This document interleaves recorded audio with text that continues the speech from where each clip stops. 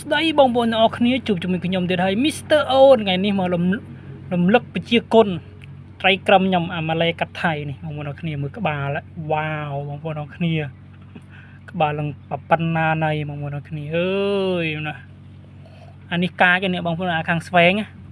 អាហ្នឹងប៉ះអត់វាបានទេណាបឿឥឡូវហើយ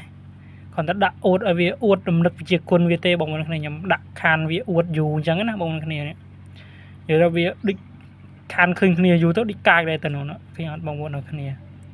តែត្រីតន់តែចង់ឲ្យវាកាចបងប្អូនទាំងគ្នាតើឲ្យវាអួតរាល់ថ្ងៃធ្វើហាត់ប្រាណវារាល់ថ្ងៃបើយើងអាចយកទៅចិញ្ជុលបានមិនតាចេះតែ